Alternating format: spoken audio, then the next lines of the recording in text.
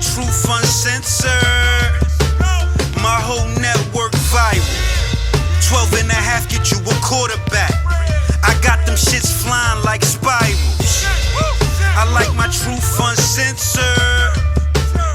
Yes, sir. But you're tuned into the Uncensored Truth podcast with your brother, ogod and Sam. And if you're enjoying the content, if you're listening to this on YouTube, go ahead. Don't be shy. Go ahead and hit the like button and make sure that if you can, go ahead and share this video. It's going to tie into the next story because it's about fashion. It's about clothing. Now, a few months ago, I'm not sure exactly how long, well, February it was, T.I. and Soulja Boy decided to boycott. They came on Instagram, and especially T.I., he stood out and said, look, we boycotting it because Gucci pretty much put out an $800, Gucci Blackface, you know what I mean, disrespected the culture, so a lot of people stood up. Now, Jim Jones, a few days ago, put this picture up. Y'all can see it right there on the screen and said, don't ask me about Gucci, goofy.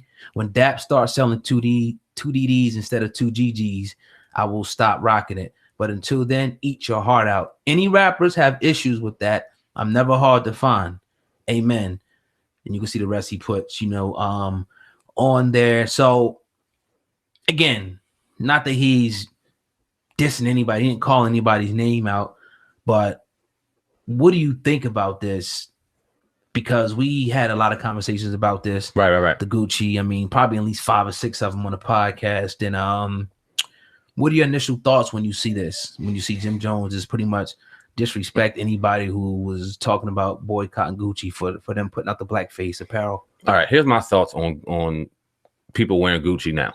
All right, because when everything came out, it was a call to arms to black people in particular, and people who cared about culture and people who were against racism to go ahead and boycott Gucci. We all knew that it was going to be a very hot wave at the time, and eventually people would go back to wearing Gucci. I think everyone kind of had that understanding now. And I don't want to say everybody. Some people would, some people wouldn't. People would take their position and move forward with it. It would be a wave for a little while, but then somebody would eventually take their position and move forward. You knew that people were going to wear Gucci again. Now, whether you decide to wear it or not is on you. I know that you grabbed a couple pairs of Gucci apparel. I may have had a pair of Gucci apparel too. I don't wear it anymore. I'm not fucking with it anymore. But I'm also, and this is my thing with Jim Jones, and this is nothing but respect because we got nothing but love for Jim Jones on this platform. Why take the picture and throw it out there? Why not just wear it?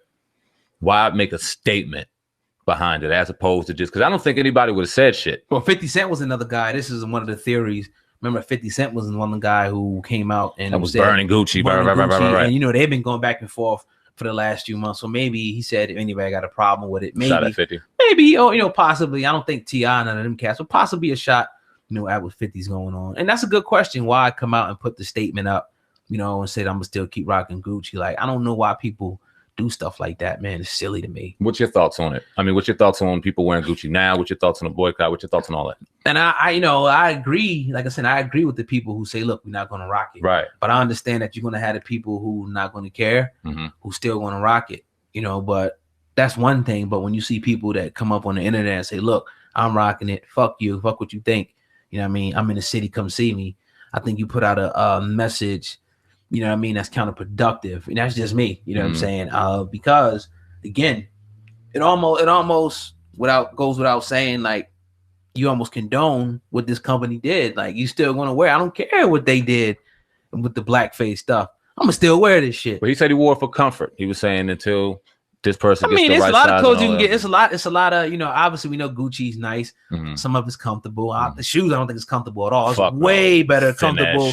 Yeah, you know what I'm saying? But like that. So it's just like, you can always find that. Come on, man. You can find way comfortable stuff for cheap. Like if you really wanted to get down to the nitty gritty, you could. Now, everybody, of course, people wear this stuff because of the name, the prestige of wearing the Balenciaga, the Gucci, and this and the Da Vinci, and it's all cool. I'm not knocking. Whatever you want to wear it. Right. But this is the reason why it's the same fabric as the other stuff that you can get. It's the same. They come from the same places, man. Come on, it is what it is. Yeah, that's a fact.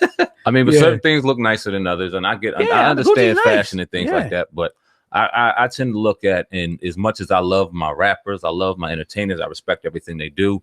in particular in 2019, when you start seeing him get out of the booth, get off the stage, and venture into other business ventures, like we were talking about Chamillionaire and the 375,000 degree turn he took, and where he's at right now is simply fucking amazing. But I don't hold him to a standard of this is what I got to do. This is what I got to watch. This is what I got to emulate. I look at billionaires and what they do, and you don't know what Bezos of Amazon looks like. He walks around like a homely looking motherfucker. You don't know what certain billionaires look like. They don't sit there and have to throw on Gucci and throw on this or throw on that in order for themselves to feel accepted or show their wealth. It's just sitting there. And if they want to, they can. It doesn't matter, but they get to a certain degree. It's a certain discipline. And I'm not saying that anybody else ain't disciplined. And if it was a certain money level that I got to, I might be buying a car and shit like that too, like we were talking about yesterday. Right. But there has to be a certain level of discipline. And for the people that out here that aren't necessarily in those positions right now of wealth, don't think that that's the end all be all and that's the goal. No, look at some of these people that got more money than them and see what they're doing and try to emulate that. Yeah, and I think that's a good point, man, that I just want to touch on a little more. I think with us, you know, from some of the stuff that we've been through, that we feel like we have to show, you know what I mean, people, or show our wealth on, instead of in other ways. We have to show, like, okay, I got this Gucci on. This shit costs $2,000. This chain is $50. This ring, it's almost like, you know, the pop up $20,000. But we got to show it. You know what I mean? And to me, that's an insecurity. It definitely a lot of times. This is when you can see, like you said, you know, a billionaire that can walk around with faded glory from Walmart. You know what I mean? He got some Skechers on. It's a fact. But you know what I'm saying? His bank account is way bigger than any of these rappers. Matter of fact, he's probably signing a lot of these guys' checks at the end of the day. So, you know, it is what it is. We love Jim Jones. We've been on here a lot promoting, praising him, what he has going on with his company, the consultant agency. I have to get the exact name of it, where he's trying to consult, you know, rappers and whatnot and help them with their finances. That's a beautiful, beautiful thing. But stuff like this can also confuse people. You know what I mean, Jim, when you do stuff like this and you do stuff like that as well. It is a little, like you said, it could be a bit divisive when you go on social media, like I was alluding to, and just kind of put a statement out there, like drawing a line in the sand. We know you love black people. We know you care about the culture. We know you care about that. So there was a, like you said, maybe it would be in a certain jab. We're not going to throw any names out there. You said 50, and we alluded to 50 a little bit, but we don't know. It is what it is. You got to move forward. Now, I think the picture has since been taken down. Did you take it down? I think he took it down off his page. I think, but either way, I mean, obviously the news media's, you know, covered. I said, I think I could be wrong, you know, about that.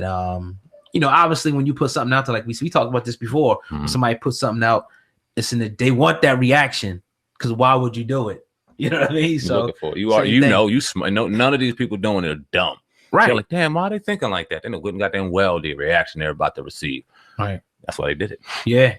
And hey, it worked, I guess, right? Hell yeah. We here talking about it and everybody else did. Ain't that the truth? But yeah, man, definitely, you know, just try to get the, you know, the lesson, you know, out of it. You know, if you care, but you're tuned into the Uncensored Truth podcast with your brother Ogod and Sandman. We're going in today on this Monday. Happy Memorial Day to anybody who celebrates it, to the vets.